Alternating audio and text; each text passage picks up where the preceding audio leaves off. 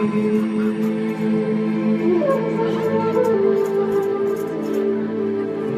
doth the Lord require of thee?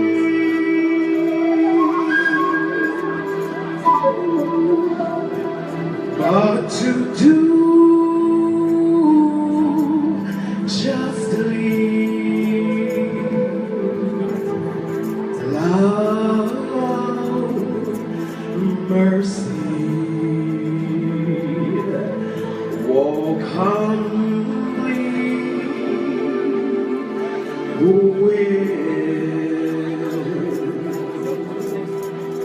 with God.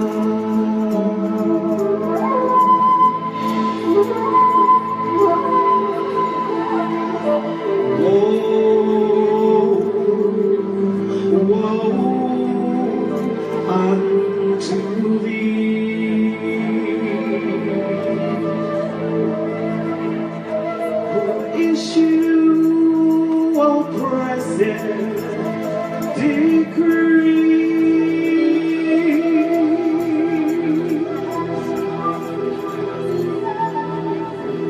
they should do justly, love, mercy, walk humbly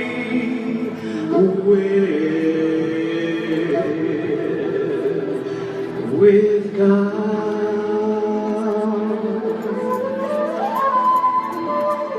So what does the Lord require of thee?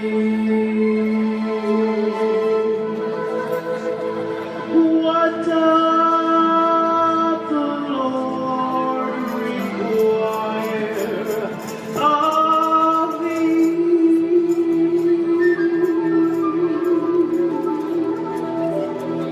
But to do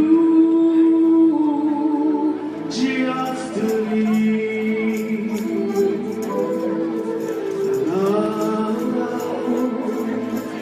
mercy, walk humbly with your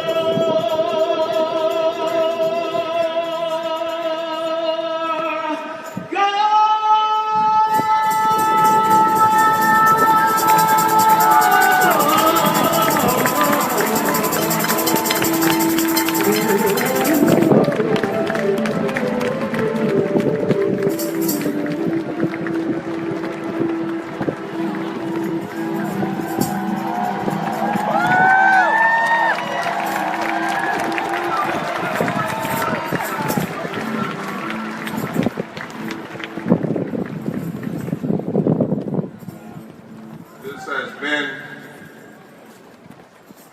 a week of frailty for me, but when I look out and see this body, even though we do not focus on numbers, I must tell you, you make the heart glad.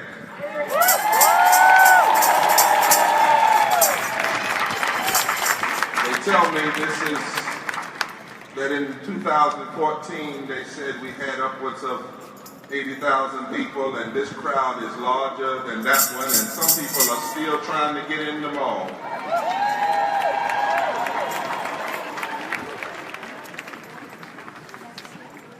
You all know I'm a preacher. Daniel 3, there are these words. Can your God deliver you, Shadrach, Meshach, and Abednego? O King, we don't have to answer you. Yes, our God can deliver. But if not, we will not bow down to you. In this time in which we're in, not only must we take action, but we must have an analysis. We must not only have fire, we must have focus. Sister Coleman, one of the matriarchs of the movement who's been through a lot of wars, would tell you not only must you have energy, you must have an ethic. And you must be prepared to run out of sprint for the marathon. In times like these, I've been reading a book, The 100 Greatest Americans of the 20th Century from a justice perspective. And the author of that book says that 100 years ago, any soapbox orator who called for women's suffrage, a federal minimum wage, or laws protecting the environment would have been considered a utopian dreamer or a dangerous socialist. But now we take these ideas for granted because the radical ideas of one generation often become common sense for the next. We all stand on the shoulders of earlier generations. I disagree so much with those that keep talking about spontaneity. No, this comes from a deep root.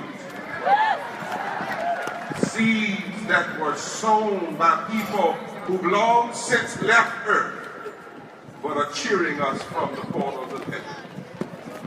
We stand on the shoulders of earlier generations of organizers, activists, writers, artists, and progressive politicians who challenged the status quo of their day and who stood up and refused to bow down.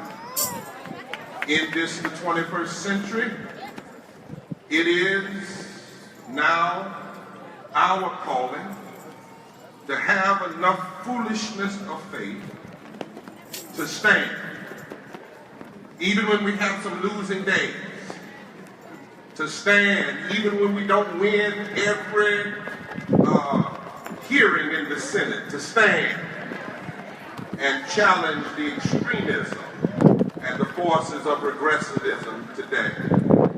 It's important that we have an analysis. 11 years ago, we marched down this same Fayetteville Street to hold our first People's Assembly.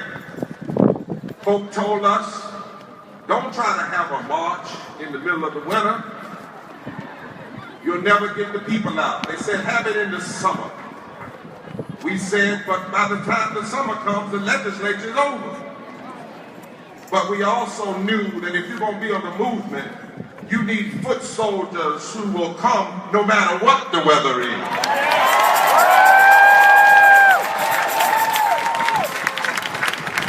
You need some folk who know how to stand up anywhere, Mary Perry, anytime, and in front of anybody for the cause of love and justice and truth. Many of you showed up back then in extreme weather, and we've been standing together against extremism ever since. We are family. Touch your neighbor and say, what's up, homie? We are family. Our family has grown. You are the moral movement together. And it has spread to other places across this nation. We are family because the truth is, in every age, somebody has to stand up and declare that we will be the moral dissenters and the moral defibrillators of the nation. We will not stand down. And now here in the first fifth of the 21st century, the actions of an extremist legislature in North Carolina, the extremist actions of the Republican-led Congress in D.C., and the election of an extremist narcissistic con artist in the White House.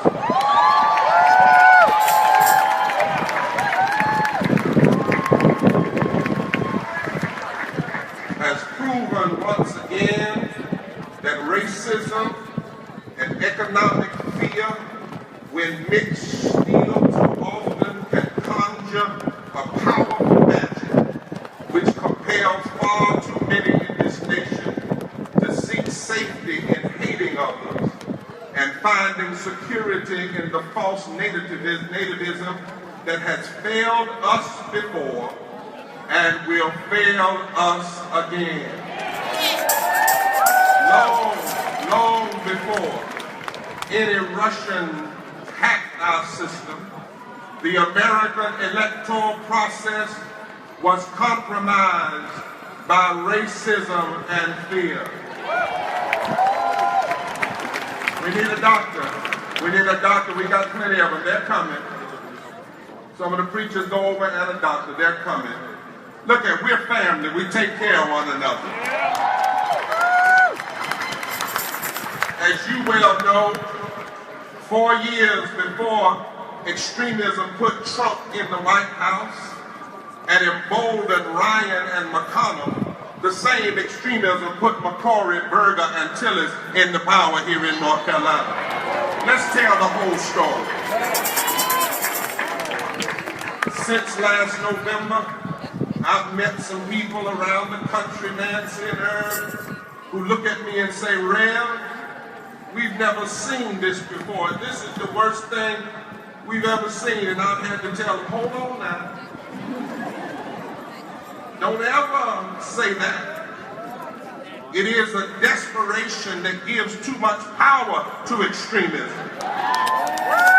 And it disrespects the hard struggles like the struggle against slavery and the Trail of Tears and the fight for women's suffrage and the fight for LGBTQ rights and the fight against Jim Crow and the fight against apartheid.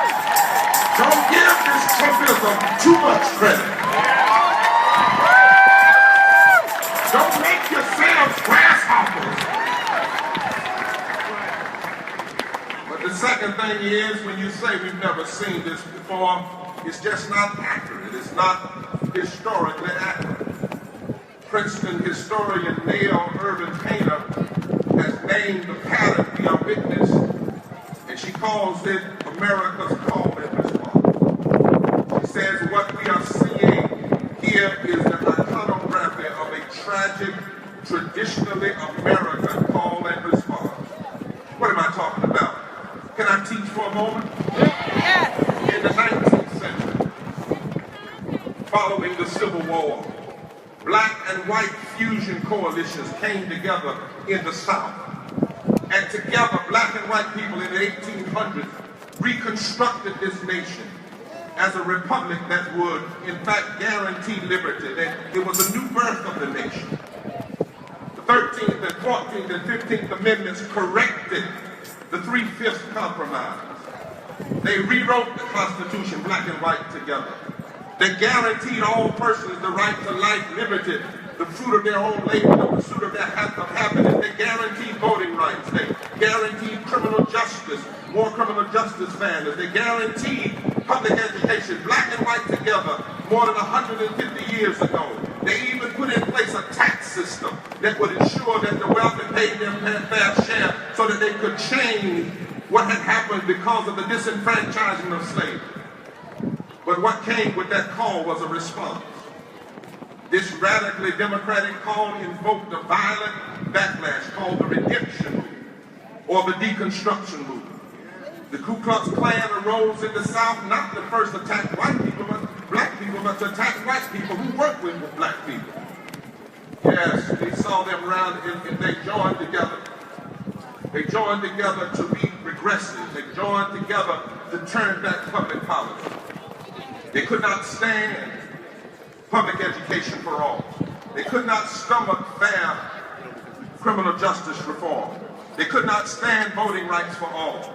They thought that black and white people working together was sin. And so their mantra was, we got to take our country back and make it great again. I'm talking about in 1800. And they began to deconstruct, which ended with Plessy versus Ferguson in 1896, and then finally a president long before a white supremacist like Banner was in the White House. Woodrow Wilson brought white supremacy in the White House when he played the movie Birth of a Nation in the White House that was written by a playwright from Cleveland County who was a legislator right here in North Carolina. I'm here to tell you, this is not the first time America's had to deal with racism. Then there was the emergence of a second Reconstruction, doing what we sometimes call the Civil Rights Movement. Black and white people began to come together along with immigrants and women and poor folk and gay people and labor. Out of that movement, language changed. Presidents started talking about civil rights as a moral issue, voting rights as a moral issue. We got the Civil Rights Act of 64, Voting Rights Act of 65, Fair Housing Act of 68, the War on Poverty. These were the fruits of decades of struggle, expansion of Social Security, minimum wage. And there were waged, these battles, by people who knew they might never see the victory in their own lifetime. But they won so much. But then to that call, Rodney, was a response, a backlash. This time it wasn't limited to Southern segregation. Richard Nixon ran a campaign on law and order. Tricky Dick, y'all remember him. He came up, a campaign in 1968. He had to figure out a way to out Wallace without sounding racist. So Kevin Phillips, his advisor, said, I know how you can win. Let's develop something called the Southern Strategy. Let's not talk about race openly. Let's talk about race in code words like entitlement reform, tax cuts, states' rights. Yeah, new code like said, let's don't say the N-word. And then let's find out who hates who and pit them against one another. Because we got to break up this black and white and brown coalition. And they used that trickery called the Southern Strategy so that they could lock up the South and lock up some of the Rust Belt and the Wheat Belt and certain suburbs in the North. But they were really after the South because they knew that if they could cause black and white people to turn from each other rather than turn to each other, then they could control 171 electoral votes with just 13 states. They could control 26 Senate seats with just 13 states. They could control 31% of the United States House of Representatives with just 13 states. They could control 13 governors and 13 legislatures. And they knew if they could divide and conquer, they could break the second Reconstruction. And Dr. Painter says, in this moment, my brothers and sisters, we must be as wise as serpents. Well, actually, Jesus said that, and harmless as doves. But Sister Painter says we got to understand this moment in the context of an election and re-election of a president who was black, with a wife who was black, with a daughter who was black, who had pajama parties in a White House built by slaves. And you got to understand that we're in a period of reclamation and response. And by the way, the motto of the Southern Strategy was, we got to take our country back and make it great again. It began the moment President Obama broke through in the South. They wanted him to be a one-term president. They refused to govern. They let the lie go forward about birtherism. They called him a lie on the congressional floor. Countless visual stereotypes.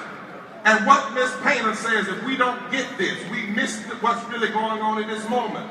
Without Barack Obama, there is no Donald Trump.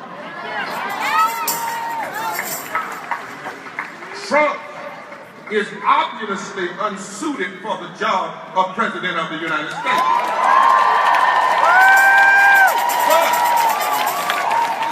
But he is suited to answer the call of reclamation and deconstruction and white lash that is as American as apple pie.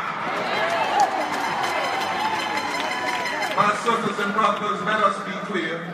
There's nothing unprecedented about Trump, nothing unprecedented about the extremists we see in these legislatures. There's always been this ebb and flow in American history.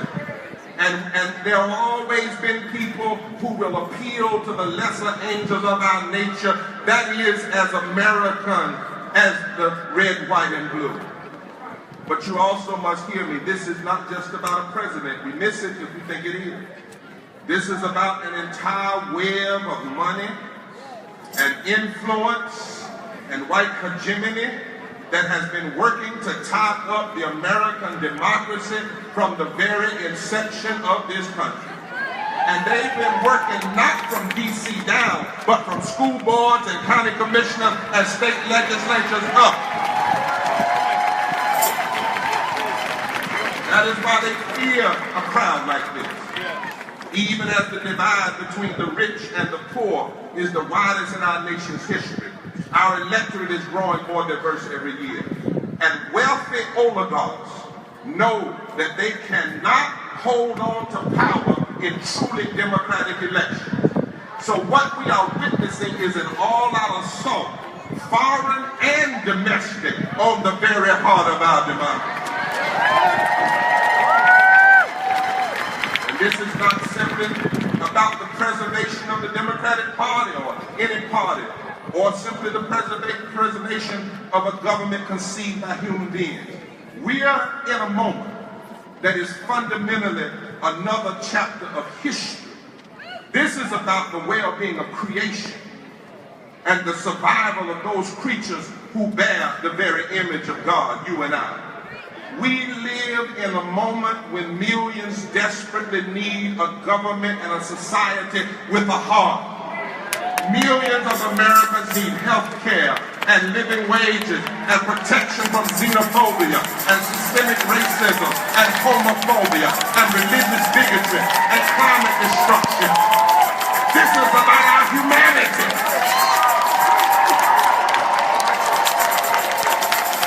This is about whether a government of the people and by the people will in fact serve the people, or will it be hijacked by extremists. This is about whether we as a people can reconstruct the heart of our democracy and shock it back to life. And if you know this history, then you know we've seen it before. But not only have we seen it before, we know how to face it. Because we fought this battle together right here in North Carolina. And others fought it long before we were on the scene. We fought in these streets, in the state, in the federal courts, at the ballot box, and we won. We haven't won everything, but you ought to celebrate every victory. And we've insisted from the very beginning that standing down and bowing down is not an option.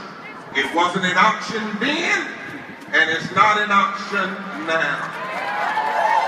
You ought to celebrate that as extremism swept the South on Trump's coattails last November, something different happened in North Carolina. When all the votes were counted, and extremists had to move out of the governor's mansion.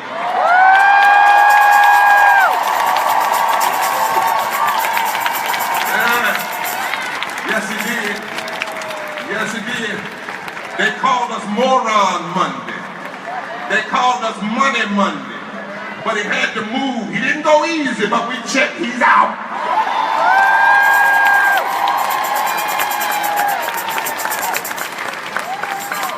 And not only that, the race you ought to pay attention to is that in the South, an African-American judge won 76 counties. We won by 350,000 votes in the South. We won about 100,000 more votes than Trump in the South. Something is happening here that the nation can learn from. And not only that, the federal court declared that the North Carolina Republican suppression law was unconstitutional. And they ordered that this year we have to have a special election because we've got an unconstitutionally constituted General Assembly because of racially gerrymandered unconstitutional districts. And you know why you won? Because you had an analysis that you had that this state and this nation needed an MRI. A three-dimensional, when the heart is sick, and you got to work on the heart, and x-ray ain't good enough. That's just two-dimensional. You need to see the front of the heart and the side of the heart and the back of the heart. And in our movement, we had an MRI. We knew that in order to turn things around, we needed to focus on morals and values, racism and discrimination, income and economic injustice, and pull everybody together. But we also knew that you can't come quick and quit. You got to stick and stay.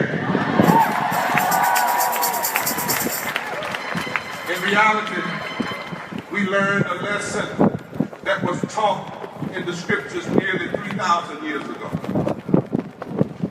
When you face domination and extremism, the story teaches us in the Bible, y'all don't mind if I talk from the Bible a little bit, that we got to remember, says this story, who we are. Whose we are, and keep perspective in the struggle, and we've got to get our marching orders for daily operations of resistance, not just one rally of resistance. Let me remind you that story was about 3 Hebrew boys. They called them Shadrach, Meshach, and Abednego. That actually wasn't their name, that was their slave name. But it didn't matter what you called, what somebody called you. What matters is what you answer to. Now, these boys were millennials. Where are all the millennials out there? These boys were millennials, and in my imagination, maybe one of them was from the Fight for 15 of their day. And maybe one of them was with the Black Lives Matter of their day. And maybe one of them was with the Moral Monday movement of their day. But in their day, these 3 faced the egomaniac narcissists who like to build towers. That's what the story said. This guy loved to build towers, and he loved to put gold on his towers. And they tell me that no one had ever seen a tower like Nebuchadnezzar's tower. He loved to cover stuff up and make it shine, because that was a sign of his insecurity. Anytime you're wealthy and you still got to put gold on it, that's insecurity. And this guy named Nebuchadnezzar, great word, he wanted all the leaders of the province, that was the state legislatures 3,000 years ago, and the governors of it that day, he wanted everybody to come to bow down to him in the tower. He had his own press team, and they like to put out alternative facts and lies. One of those alternative lies was that King Nebuchadnezzar was the greatest thing that we'd ever seen. His name actually means, help me my Jewish friends, one who will hold on to power by any means necessary. He came to power in a rigged selection, and they decided to give him the kingship. So he decided to have an inauguration and make everybody come bow down to him. You want an appointment? Bow down. You want a job? Bow down. You want some money for your little organization? You got to come to the tower and bow down. Shadrach, Meshach, and Abednego boycotted. Right. And they refused to bow. And Nebuchadnezzar told those Hebrew boys that if they didn't bow, he was going to throw them in the fire. And he questioned if their God could save them. But they said, King, we don't even have to answer you. Yes! We know our history. Our God can save you. But even if he doesn't, we're not going to bow down, because standing down and bowing down is not an option. What he didn't know was those boys had a fire already inside of them. They knew their history. They refused to eat the king's meat and drink the king's wine at Mar-a-Lago, in Babylon.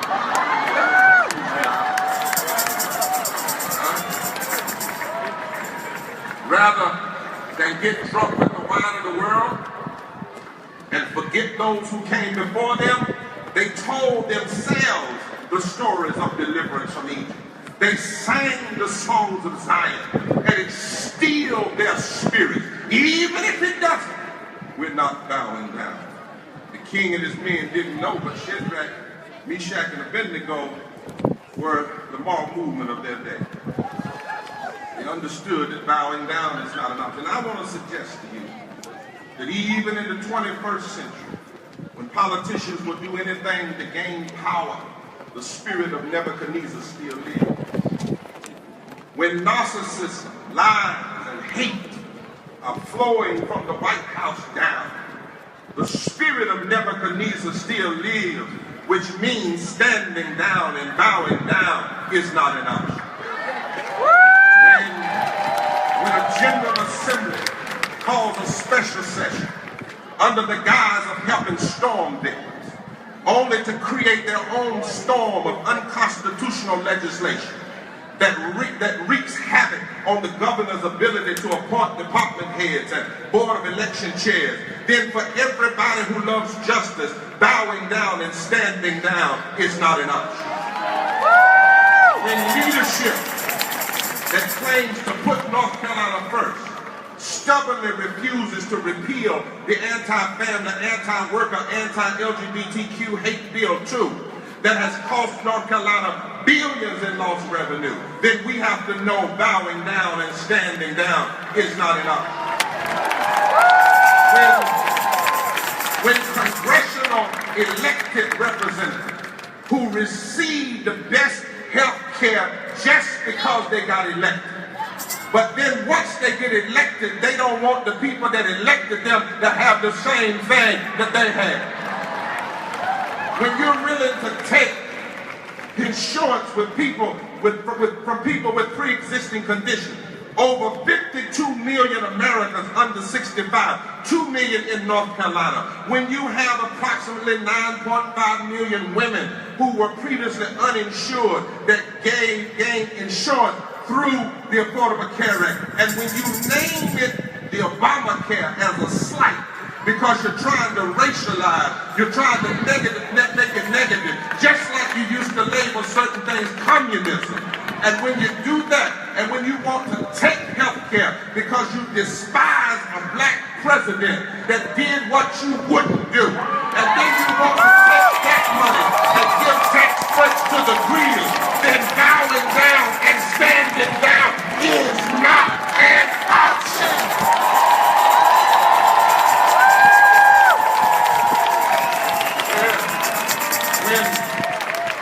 When the president is more committed to fear-mongering and race-baiting and scapegoating and hate-fueling and tweet storms than using the power of government to guarantee equal protection under the law and promote policies that build up community, then we who believe in freedom must plant our feet and say bowing down and standing down is not enough. When the president can con workers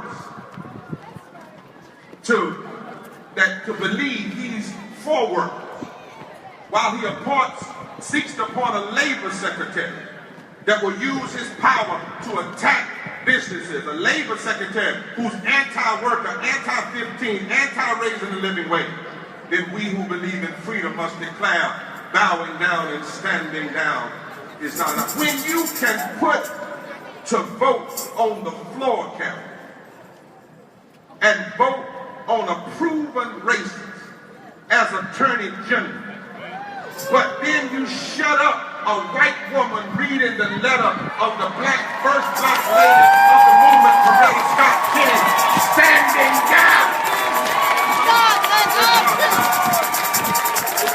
That's my brother, he's all right. When two senators from this state, like Barber and Tillis, when they can vote for Jeff Sessions, but then refuse to vote for Loretta Lynch and refuse to vote for two other black women more qualified than them to be on the federal court, standing down. It's not an option. When Betsy DeVos can buy her way to a spot as Secretary of Education so that she can deconstruct the Department of Education, then standing down. Not an option. When far too many white people in the South who need social safety nets and need living wages and need health care are tricked into voting for candidates who vote against the very things they need. Standing down Is is not not an an option. option. When far too many black people, after all the struggles we've been through, got the nerve to stay home and not vote. Standing down is not an option. Is not an option. And when from the White House to the Republican legislature, they keep telling the lie about voter fraud and not the truth about voter suppression. One of the most underreported stories of 2016, Democrats and Republicans, was this was the first election without the full protections of the Voting Rights Act. We had 25 debates during both parties' primaries, Democrat and Republican, and general elections. Y'all, it's cool. Y'all do this. This is general election and not a single hour on voting rights. Not a single hour on voting rights.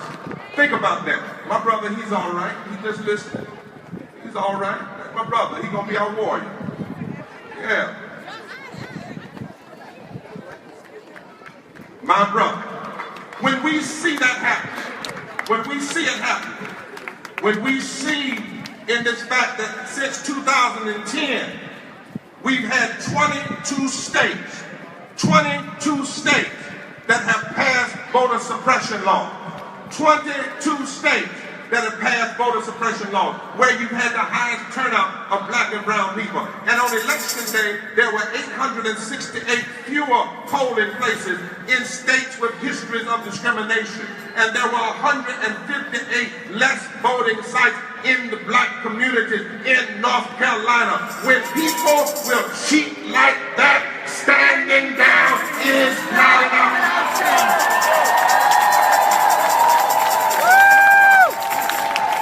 When some politicians spend all day hating our LGBT community and get some preachers who claim to do it in the name of the Jesus of love, which is a theological lie.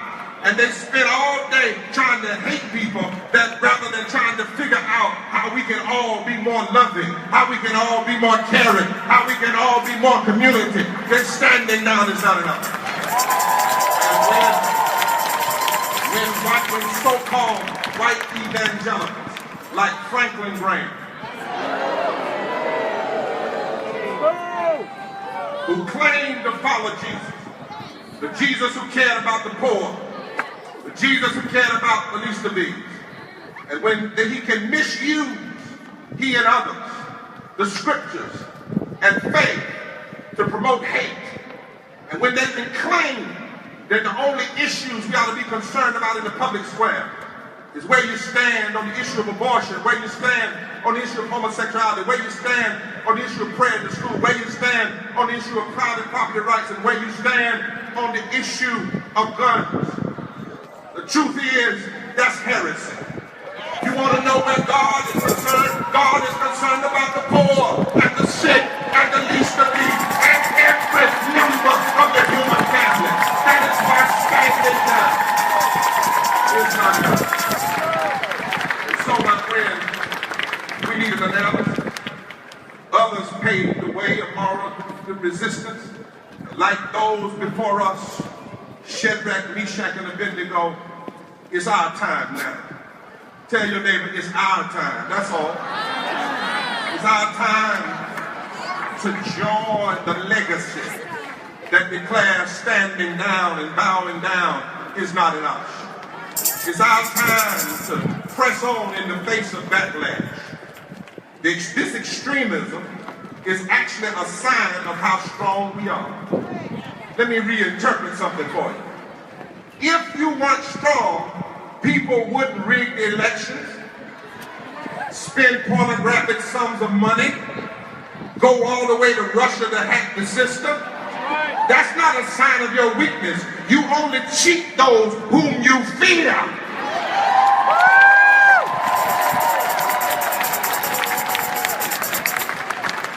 Nobody fights for this cause in so many unscrupulous ways if you're weak. So we gotta stand, y'all. protecting and expanding voting rights, holding on to the equal protection under the law, pro-labor, anti-poverty, anti-racist policies that lift up the poor, equality in education for every child, health care for all, environmental protection, protecting women's health, fairness in the criminal justice system, fighting the proliferation of guns. On those issues, we must declare to the entire world, standing down is not enough. Like the poet James Cortez has said, we better steel ourselves and say, if we don't fight, if we don't resist, if we don't organize and unify and get power to control our own lives, then we will wear the exaggerated look of submission, the bizarre look of suicide, and the dehumanized look of fear, and the decomposed look of repression forever and ever. Like with Dr. King, we must confess there comes a time when silence is betrayal, and that we must have an eternal dissatisfaction with poverty, racism, materialism, and militarism. Yes, there's a time that we must, like Jesus, say, woe unto those who engage in religious practices, who try to pray at the beginning of Congress and at the beginning of the legislative session, who put your hands on a Bible when you swear into office, but you leave undone the weightier matters of the law, which are love and justice and mercy and faith. Yes? There comes a time we have to be like the Apostle Paul and proclaim, we do not belong to those who shrink back unto destruction and are destroyed, but we are those who persevere unto the salvation of the soul, because faith is the substance of things hoped for and the evidence of things not seen.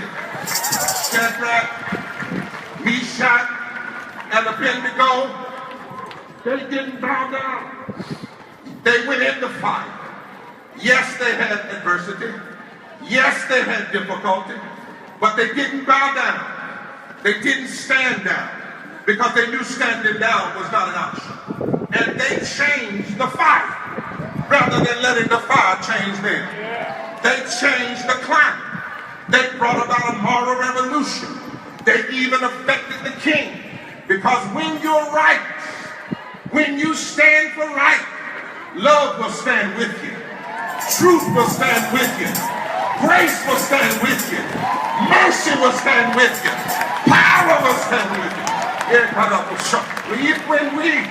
If we stand up going into the fight, then we will be standing coming out of the fight. During slavery, it looked like justice had lost. But Harriet Tubman and Frederick Douglass and Quakers and white evangelicals, they got together and formed the fusion movement and declared standing down was not an option. And when it was over, they came out free. Women didn't have the right to vote, but Sojourner Truth and Elizabeth Cady Stanton got together. And they tell me that some men tried to explain to them it wasn't their time, it wasn't their place. But they persisted. They organized the first women's march, and they won the right to vote because they knew standing down was not an option. Plessy versus Ferguson looked like it had the victory, but then Thurgood Marshall got white lawyers and black lawyers and Jewish lawyers, and they went in saying standing down is not an option. And when the case was over, an all-white Supreme Court with one member who had been part of the KKK voted unanimously to tear down separate but equal. When young people were being slaughtered like pigs in Mississippi, Emmett Till, Swanner Chaney Goodman, Mamie Till said, I ain't bowing down. You killed it, now you're going to look at it. I'm going to show you what hate looks like. And though they killed Swanner, Chaney, Goodman, Schnitt, and the youth in college division of the NAACP kept going south during the Freedom Summer. And Fannie Lou Hamer, their mentor, would tell them, look at here, there comes a time that you get sick and tired of being sick and tired, and the only thing left to do is to plant your feet and stand your ground. It looked like Jim Crow was a force that couldn't be challenged. But Rosa Parks told told a bus driver in Montgomery, standing down is no longer an option. She linked up with Martin King and Bayard Rustin and Glenn Smiley and Jonathan Daniel and Viola Woosa, who was white, and others, and they abolished Jim Crow, declaring that standing down was an option. They beat up on the folk in South Africa, but Bishop Tutu and Mandela said, even if you put me on Rikers Island, standing down It's not an option. is not an option. They overcame the fire, and if they did it, so can we. So I came to tell you and to declare right here and right now, looking down is not an option. Talking down is not an option. Sitting down is not an option. Being down is not an option. Falling down is not an option. Bowing down is not an option. Standing down is not an option.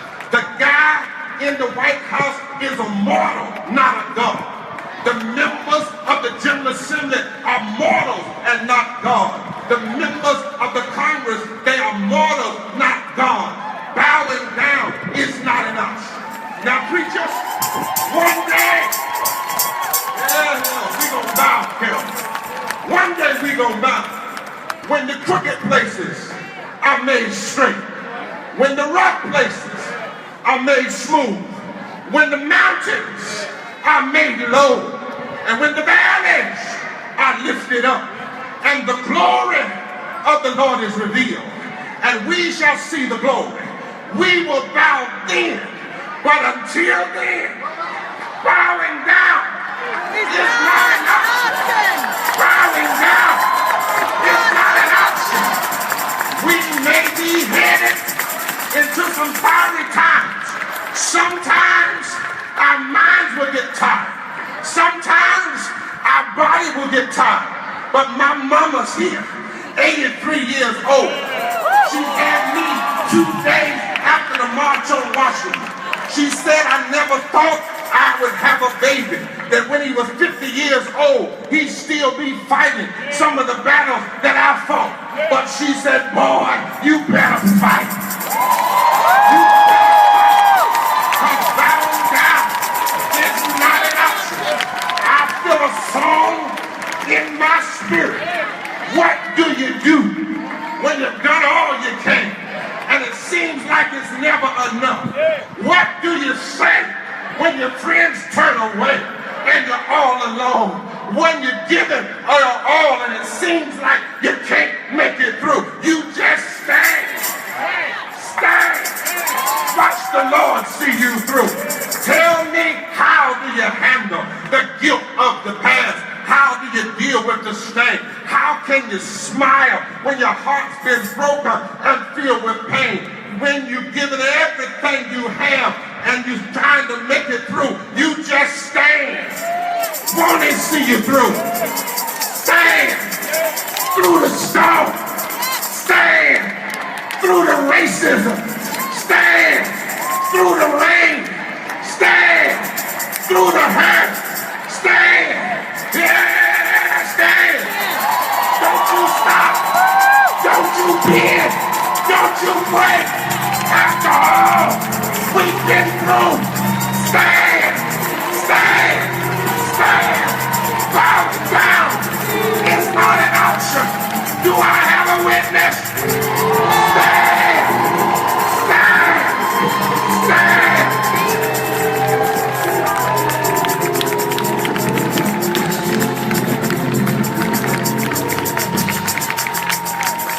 Well, grab somebody by the hand if you're going to stand. Tell them I can't let you go. Tell them you don't stand alone. You stand on the shoulders of those before you. We stand together. That's why we're not going to fall. And when you're weak, you may call it the Great Spirit. You may call it the Zeitgeist. You may call it the Holy Ghost. But whatever you call it, there's power. When you stand for what's right, I declare something will come help you. When you stand for what's right, something will get in the fire with you. I don't know how difficult it's going to be. We might have to go to D.C. and do some moral Monday. We might have to go to jail. But what I do know is that bowing down and standing down is not enough.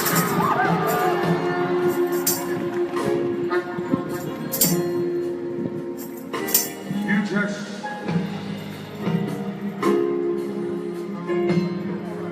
let's help each other. And that song is playing. I think they have the CD too. If you do, just put it on. And I'm having you hold people's hand for a little bit because this ain't gonna be a quick. We're dealing with stuff that has international life. You're talking about wickedness in high places. Turn your neighbor and say, you're gonna have to really stand.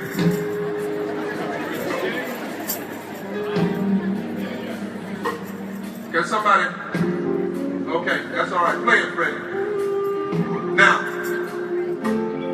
on February, where's Laurel at? In Gatewood, y'all come. On February the 27th, we got to go from mobilization to moving. Bring it down just a little bit. On February the 27th, we want our branches and other organizations to lead marches into the local congressional offices.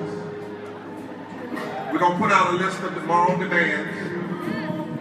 And then we want you to go back home and find out when every local congressional meeting is being held, town hall, and fill them up. All right? Number two, we want you to go back and demand of your legislature that they have a town hall. Tell them no more hiding. Secondly,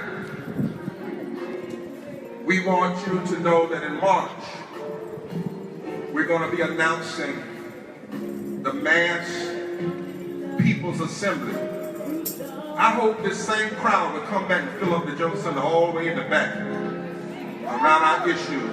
We're going to show them you can't divide us because the same people that vote against public education, vote against voting rights, the same people that vote against voting rights, vote against health care, the same people that vote against health care, vote against the LGBTQ community, and the same people that vote against the LGBT community vote against environmental justice and women's health, and I could go on and on, but y'all get my drift. We're going to stand together. We're going to be sending out the things because we're going to have to keep challenging this legislature because people talk about national movements. If we're going to change the country, we've got to nationalize state movements. It's not from D.C. now, it's from the states up. And I'm traveling around the country helping other states engage that. If you're going to have to do it, it's not about any one leader. It's about who we are together. It's about this moment. Now I'm here to announce also that 2 weeks ago, the executive committee of the NAACP in the state voted unanimously to submit a request to begin consideration of an economic boycott of some type here in North Carolina. Because,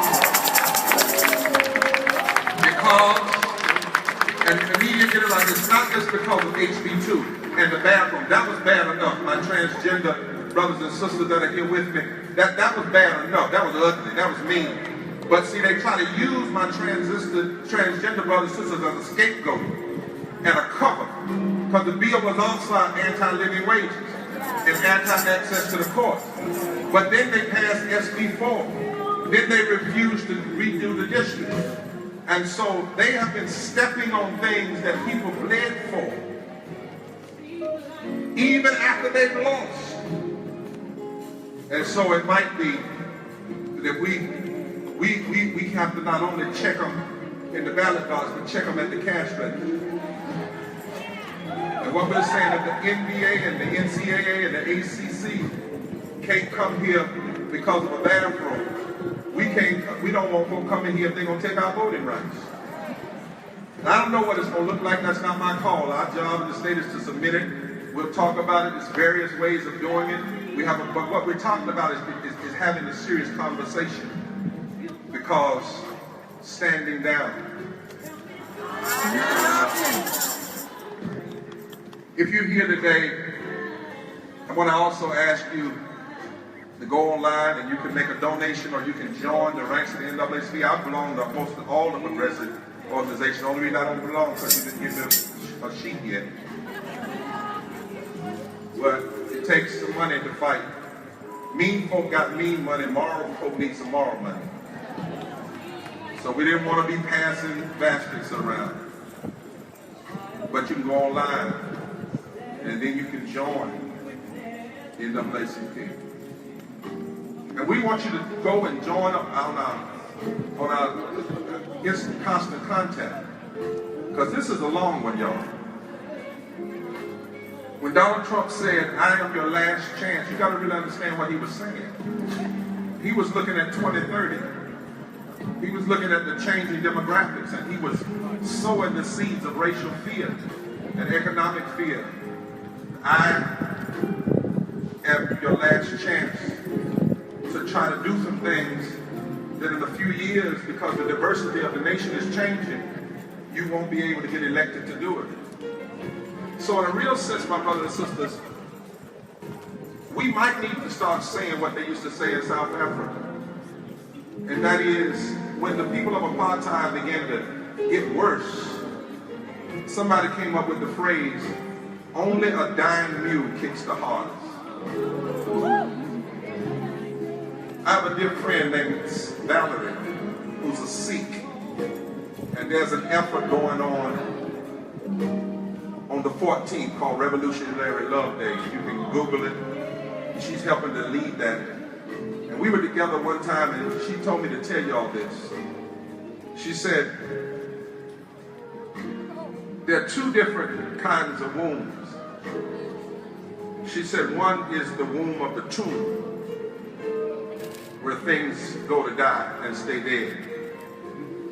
And she said, then there is the womb of the body, where things are to be birthed. Both of them are dark. She said, what if in this moment it's not a tomb, but a womb? And the question of what will be birthed in this moment will be dependent on how we breathe and how we push.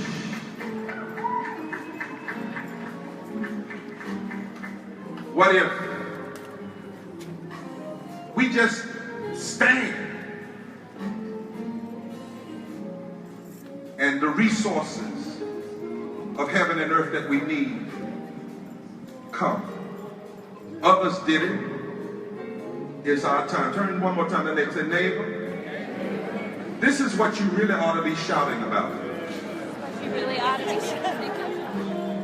The fact that this is not happening and you are not here to fight it. You should be shouting that this is happening and God has chosen for you to be alive, to fight back and stand up. I'm telling them, say, I'm glad that I'm here with you.